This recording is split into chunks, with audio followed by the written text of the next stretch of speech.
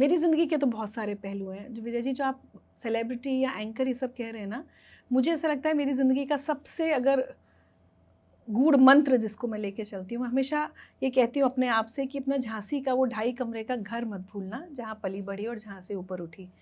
तो एक तो मुझे सबसे ज़्यादा मुझे लगता है कि ज़िंदगी में हम कितने भी आगे बढ़ जाएं, अपना जहाँ से शुरुआत की थी वो अगर याद रहे तो मुझे लगता है जो आप एंकर्स की बात कर रहे हैं, मैं एग्री करती हूँ कि बहुत आजकल सेलिब्रिटी स्टेटस हो गया है, ये हो गया, ठीक है, शायद सोशल मीडिया की मांग होगी या एडिटर्स कहते होंगे, संपादक कहते होंगे।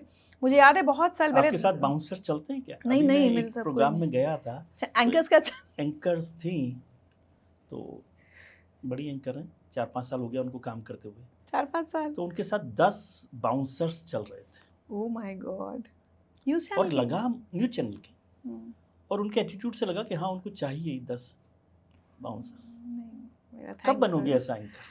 मैं नहीं बन पाऊंगी मैं इसलिए नहीं बन पाऊंगी। अच्छा मैं बताऊं, आप आज 2026 में हम बात करें, अभी नहीं, 2005-6 आते आते तक भी तो मैं 3-4 साल पुरानी एंकर हो गई थी। पहले जी में प्राइम टाइम ही कर रही थी, जब फिर चैनल 7 शुरू हुआ, आपको याद होगा चैनल 7 की, अब मैं कहती हूँ जो आज नेटवर्क 18 का जेनेसिस है, जो शुरू था तो चैनल 7 था, चैनल 7 ही था। उसकी ड्राई रन बुलेटिन मैंने पढ़ी थी कि मतलब मैं न्यूज़ पढ़ रही हूँ चैनल 7 की, दैनिक जागरण ग्रुप था, हाँ वो नारियल फोड़ रहे हैं, फिल्म सिटी में पीछे बनना था। तो मैं तब तो उसके भी 2-3 साल हो गए। अच्छा उसका पूरा प्राइम टाइम एंकर, अब तो ये होता है कि एक एंकर के पास एक बुलेटिन होती है, हम लोग तो पूरी पूरी शाम एंकर करते थे। तो एक बार मुझे सुनंदा को, शायद आप जानते होंगे, सुनंदा ने, अच्छा मैं ना, अगर मैं बुलेटिन नहीं कर रही हूँ, मतलब ये मेकअप वगैरह ना मैं हर समय नहीं लेके घूम सकती। आप मुझे मेरी जमघट पाठशाला में देखेंगे तो मैं आपको पजामा टी शर्ट में ऐसे दिखूंगी, क्योंकि मुझे लगता है ये मेरी हिस्से का, जिंदगी का बहुत छोटा हिस्सा है। तो सुनंदा कहती थी प्राइम टाइम एंकर हो, थोड़ा एटीट्यूड के साथ घूमा करो। कहती थी एटीट्यूड मतलब कैसे, क्या दिखाना है, क्या करना है, मैं मुझसे नहीं हो पाएगा। तो एक ये चीज़ मैंने, कितने साल हो गए, 2002 में मैंने जी में शुरू किया था, 24 साल हो गए। उससे पहले मैं 96 से, तो आप इस साल सोचिए। तो 2002 से वैसे ही इतना बड़ा मुझे लग रहा है, हम लोग तो अपने आप को आर्कियोलॉजिकल इंपॉर्टेंस मैं डायनासोर कहती हूँ अपने आप को। मैंने पहली बार कैमरा फेस किया था, उसको इस साल अगस्त में 30 साल हो जाएंगे। 96 में मैं दूरदर्शन डीडी नेशनल करती थी, एक शो, इवनिंग लाइव शो आता था। इतना सुंदर सा चेहरा, इतना यंग, इतना खुश, इतना जवान, मतलब क्योंकि नहीं विजय जी, मैं ये बात कहती हूँ, अब जो मैं हम लोग लगातार दूसरे एंकर्स की बात कर रहे थे कि नथिंग अगेंस्ट एनीवन, बट मुझे ऐसा लगता है आजकल सोशल मीडिया ने ये प्रेशर बना दिया है, हम हर समय उस आइडेंटिटी के साथ जिए जो हमारी टीवी पर है। और मैंने हमेशा ये कहा कि वो तो 2 घंटे 4 घंटे जब रिचा टीवी पर है, मेकअप लगाया है, डिज़ाइनर कपड़े पहने की 50,000 रुपये की साड़ी आई है, लेकिन भाई असलियत में मैं ये बोल दूंगी कि मैं 50,000 की साड़ी नहीं अफोर्ड कर सकती, और मुझे इसमें कोई शर्म नहीं है। तो मुझे अपनी ओरिजिनलिटी के साथ, अपनी आइडेंटिटी के साथ कुछ भी रिवील करने में कभी प्रॉब्लम नहीं हुई। तो मुझे लगता है that helps you stay grounded, कि हम कहाँ से आए हैं, बुंदेलखंड के एक परिवार से आए हैं। लेकिन बुंदेलखंड, झांसी में गया हूँ, अब भी कोई बहुत डेवलप नहीं हुआ उस तरह से। हाँ। तो वहाँ से यहाँ तक इतनी बड़ी सेलिब्रिटी का जो सफ़र है बहुत मुश्किल है, और झांसी की सड़क तो उस समय बहुत अच्छी नहीं थी, अब तो फिर भी आप नहीं झांसी मुझे बहुत पसंद है, अपना सड़कें बहुत पसंद है, मैं कह रहा हूँ कि लेकिन उससे यहाँ तक पहुँचने का एक सफ़र का भी एक रास्ता है ना, लोग समझें कि कैसे झांसी के, क्योंकि हिंदुस्तान के झांसी जैसे बहुत सारे शहर हैं और बहुत सारी ऋचाएँ वहाँ पर हैं। वो ऋचा जो है ना, ये ऋचा उनको ताकत देती है। तो मैं बताऊँ, झांसी में अपब्रिंगिंग हुई, और मेरी माँ तो दतिया की हैं, और मेरे पापा का होम टाउन टीकमगढ़, और हम लोग मतलब दतिया और टीकमगढ़ तो और छोटे टाउन्स हैं। और मेरे नाना जी बुंदेलखंड के, अगर साहित्यकारों की आप बात करेंगे तो लोग जानते हैं, विंध्य कोकिल की उन्हें उपाधि मिली थी, विंध्य कोकिल भैया लाल व्यास। तो कई बार पुराना कोई जानने वाला होता तो कहता है अच्छा, लिखने बोलने का या माइक के सामने खड़े होने का गुण नाना से आया है। मेरे नाना जी की 88-90 की एज ग्रुप की एक फोटो है, माइक पे खड़े होकर कुछ बोल रहे हैं स्टेज पर, और उस समय आप समझ रहे हैं कि वो तो माँ का तो फैमिली वैसे अच्छा, मतलब हमारे यहाँ पढ़ी लिखी, लेकिन मेरी दादी अंगूठा छाप। मेरे पिता एक बहुत गरीब परिवार से आए हैं, क्योंकि होता था ना, जैसे दादाजी क्लर्क और उसके 7 बच्चे, मेरे ताऊजी, और मुझे लगता है विजय जी एक पीढ़ी ना शुरू करती है आगे बढ़ना, फिर अगली पीढ़ी उसको और आगे बढ़ाती है। अब आज हमारे बच्चे प्रिविलेज्ड बच्चे हो गए, बिल्कुल दिल्ली नोएडा वाले, है ना। लेकिन मेरे ताऊजी और पापा ने एक्चुअली, हम लोग जो कहते हैं कि भाई स्ट्रीट लाइट के नीचे बैठ के कभी पढ़ाई की है, और इंजीनियर बने ताऊजी, मेरे पिता डॉक्टर बने। और कितनी गरीबी में पापा कभी कभी अपने बताते हैं, कहते हैं कि मैं कई बार हलवाई की दुकान के आगे 2-2 घंटे घूमता रहता था कि शायद कोई पहचान वाला आए, कहे हरीश एक बर्फ़ी खाओगे। आप समझ रहे हैं। तो मैं उस सच से ना भागती नहीं हूँ। मैंने एक बार, मेरी बेटी जब 16 साल की 18 साल की हुई थी, मैंने एक ओपन लेटर लिखा था, क्विंट पे शायद छपा भी था, और मैंने कहा था कि आज तुम एक प्रिविलेज नोएडा के अच्छे एक पेंट हाउस में रहती हो, लेकिन कभी मत भूलना कि शुरुआत एक परिवार की कहाँ से हुई थी, तुम्हारे नाना ने क्या गरीबी देखी है। तो वहाँ से वो रहता है। लेकिन मेरी माँ थॉट्स में बहुत प्रोग्रेसिव थी, और मेरे पिता भी, मतलब पापा मुझे अमरचित कथाएं बहुत लाके देते थे, मतलब मेरे पूरे बचपन अमरचित कथाएं, कोई अगर बोलता ना साहित्य वगैरह, अमरचित कथाएं पढ़ी हैं, बस कोई मार्केट में प्रेस की किताबें बहुत नई अमरचित कथा अगर आई है तो मेरे पापा उसमें 2 रुपए की आती थी, वो मेरे लिए ज़रूर आती थी। और मेरी माँ हमेशा, मैं कई बार ये बात कही है कि मुझसे कहती थी, मुझे याद है 5 साल की थी मैं, तुम किरण बेदी बनना, किरण बेदी की तरह बनना। अब ना पता कि किरण बेदी कौन है क्या। मैं जब किरण जी से मिली तो मैंने कहा, मेरी माँ पूरे बचपन मुझे सिखाती रही किरण बेदी की तरह, तो मैंने कहा मैं किरण बेदी नहीं बनी, लेकिन किरण बेदी का इंटरव्यू लेने लायक बन गई। तो उनका इंटरव्यू हमने किया था। तो माँ को हमेशा बहुत था कि, जबकि आप सोचिए हमारी माँ है, वो आई हैं जो इतना सर ढकना हमने देखा है अपनी माँओं का, वो बार बार कहती थी तुम्हें कुछ बड़ा करना है, तुम्हें बड़ा। तो मुझे ये नहीं कहा गया कि तुम खाना बनाना सीखो, मुझे कुछ नहीं कहा गया, तुम पढ़ो और तुम कुछ करना। एजुकेशन वाइज भी मैं झांसी की एक चीज़ की बहुत तारीफ़ करूँगी। मैं एक कॉन्वेंट में पढ़ी हूँ, मिशनरी सेंट फ्रांसिस कॉन्वेंट, जो 1913 का स्कूल था, और हम बहुत सेक्युलर, लक्ष्मीबाई का शहर है ऐसे, लक्ष्मीबाई का शहर। अच्छा हाँ, एक ये अवेयरनेस मुझे लगता है, क्योंकि कई लोग ऐसे कहते हैं कि झांसी की सब लड़कियां ऐसी होती हैं क्या, एक कहीं ना कहीं मुझे लगता है शहर का भी डीएनए होता है ना।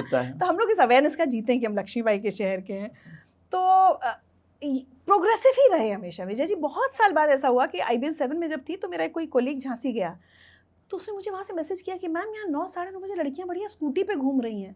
मैंने कहा तुम आज की बात कर रहे हो, हम 1991-92 में स्कूटर काइनेटिक होंडा चलाते थे, और हाय पापा कहते थे जाओ, कोई कुछ बोले तो थप्पड़ मार देना।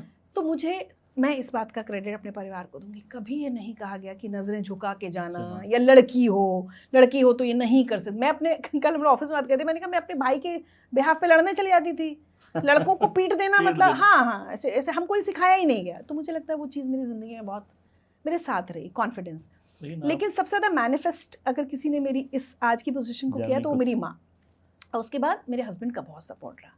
क्योंकि कई बार होता है कि शादी के बाद मैं सब छोड़ के चली गई थी अजमेर अपने हस्बैंड के साथ, फिर मेरी बेटी हुई, लेकिन कॉन्स्टेंटली, अच्छा वहाँ भी आप देखिए, क्योंकि मेरी सास पढ़ी लिखी हैं, मेरी सास टीचर थी, और बच्चे पालने के लिए नौकरी छोड़नी पड़ जाती थी उस पीढ़ी की महिलाओं। मेरे हस्बैंड को हमेशा लगता था कि तो वो मराठी है तो आई बोलते हैं, बोले मैं नहीं चाहता कि 40 साल की उम्र में तुम आई की तरह फ्रस्ट्रेट हो जाओ, तो तुम करो। तो माँ और हस्बैंड ने बहुत सपोर्ट किया। लड़कियों के लिए ज़िंदगी में ये दोनों लोग बहुत महत्वपूर्ण, बहुत इम्पोर्टेंट। पर आपने एक बारीक बात करते करते कह दी कि पैसा नहीं था लेकिन प्रोग्रेसिव थी। हाँ, ये जो एक कंट्राडिक्शन, और खासतौर से हम दिल्ली में बैठते हैं ना, तो बिना पैसे के तो प्रोग्रेसिव होते ही नहीं है। नहीं, यहाँ सब बकवास मतलब है। यही हाँ। एक होता है, एक तो छोटा शहर, फिर गरीब और मतलब, स्मॉल टाउन। हाँ, इसका तो मैं करेला और नीम चढ़ा जैसा कि फिर कैसे प्रोग्रेसिव हो जाएगा। मैं इसका इतना क्लासिक एग्जांपल आपको बताऊंगी। मैं 90 कब आई थी, 96 में अपनी शादी से पहले दिल्ली आई थी, कंप्यूटर कोर्स कर रही थी मैं। आपने स्पिक मेके का नाम सुना है? हाँ, संस्था स्पिक मेके के साथ मैंने काम किया। हाँ, तो मैं भी स्पिक मेके की वॉलंटियर रही। मैं जयपुर में रहा तो बहुत काम स्पिक मेके का। मैंने झांसी में ज्वाइन किया था, फिर मैं दिल्ली आके ज्वाइन कर लिया एज पहले वॉलंटियर, फिर इनको एक ऑफिस खोलना था। तो मैं स्पिक मेके की आपको पता है पहली एम्प्लॉय भी हूँ। शाहपुर जाट में एक ऑफिस था। अब वहाँ पे 2-3 दिल्ली की लड़कियाँ, टिपिकल वो मिरांडा और इस तरह की। अब मैं सुन रही हूँ वो स्पिक मेके का एक अलग तरीके का, nothing against those girls, but मैं समझती हूँ वो लोग ना कई बार काना फूसी में स्मॉल टाउन गर्ल कई बार स्मॉल टाउन गर्ल, तो उन्हें लगता था पता नहीं कैसी है, और उसमें हिंदी बोलने वाली हो, और सिगरेट नहीं पीती, शराब नहीं पीती। तो हम लोग कहते थे नहीं ये सब तो ऐसा होता ही नहीं हमारे परिवार में। तो वो मेरा और मजाक उड़ाती थी। लेकिन आप सुनिए, एक दिन कुछ ऐसा हुआ कि वो आपस में कुछ बात कर रही थी, तो मैं थोड़ा इन्वॉल्व हुई इस कॉन्वर्सेशन में। तो उस कॉन्वर्सेशन से मुझे पता चला कि उसमें से एक लड़की चाइल्ड सेक्सुअल अब्यूज़ का शिकार थी, और उसका एक जो सपोर्ट ग्रुप टाइप नहीं होता सर्कल, वो वहाँ शेयरिंग के लिए जाती थी। तो मैंने बहुत इनोसेंटली कह दिया कि अच्छा, मेरी माँ ने तो बहुत बचपन से मुझे इसको लेकर ना बहुत अवेयर कर दिया था, हाँ, कि हमारे यहाँ था अगर फैमिली वेडिंग्स भी है ना, तो माँ कहती थी कि शादी है भाई, घर की माँ वो किचन विचन में लगी, बोली चाचा मामा भी हों, कोई कहे आइसक्रीम नहीं, आइसक्रीम खिलाने ले जाए तो नहीं जाना है। तो जब मैंने बात कही ना, तो वो लड़कियां जो महीनों से मुझे स्मॉल टाउन और देहाती और गंवार बोली, तुम्हारी माँ ने समझाया? मैंने कहा मैं तो बहुत अवेयर हमेशा से थी। And that came like an, I think, awakening for them, कि जो छोटे शहर में रहता है, जो मिडिल क्लास होता है, वो ऐसा नहीं है कि वो गंवार है या उसकी माँ, सारी चीजें नेगेटिव पॉइंट्स, छोटा शहर, लोअर मिडिल क्लास, लड़की, हिंदी स्पीकिंग, ये सब चीजें जिसमें सिगरेट ना पीना हो, शराब ना पीना हो, अंग्रेजी तो फिर ना तो क्या है, ये बेकार फिर- है। हाँ, उस दिन से उन लड़कियों ने मेरा मजाक उड़ाना छोड़ दिया, जिस दिन उन्हें ये समझ में आया कि इसकी माँ, जो कि और एक छोटे शहर की दतिया की, उसने 80 के दशक में, हाँ, ये हम बात कर रहे हैं 96 97 में, कि ये इसकी सब- माँ ने उस समय अवेयर किया था इसको कि चाइल्ड सेक्सुअल। तो अब हमें चाइल्ड सेक्सुअल अब्यूज वर्ड नहीं पता। जैसे हम लोग कॉलोनी में रहते थे, मोहल्ले में, तो कई बार मोहल्ले में एक किराए का घर जैसे होता है, कोई उसमें बैचलर्स आ गए, जी, तो हाँ, माँ कहती थी कभी वो भैया लोग बुलाएं। टॉफी वॉफी देने जाना नहीं है।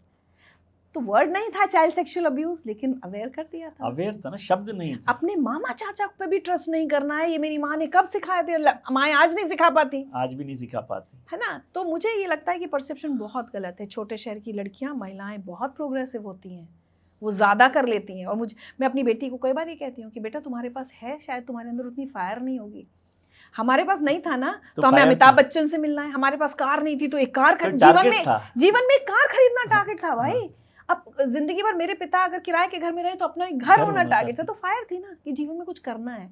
तो मुझे बहुत खराब लगता है कि छोटे शहर के लोगों को, अच्छा मैं हमेशा कहती हूँ, मैं एकदम लोअर मिडिल क्लास हम इसलिए कह देते हैं कि हम अपर और लोअर कहते हैं, लेकिन चूंकि पापा सरकारी डॉक्टर थे, लेकिन होता क्या है, परिवार में 3 बहनों की शादी की जिम्मेदारी होती, तो वैसे देखा जाए टेक्निकली तो मिडिल क्लास, लेकिन खर्चे और जिम्मेदारियां सब मिलती, तो उसमें मैं कहती थी हम लोग लोअर मिडिल क्लास कह सकते हैं, swinging between lower and middle class.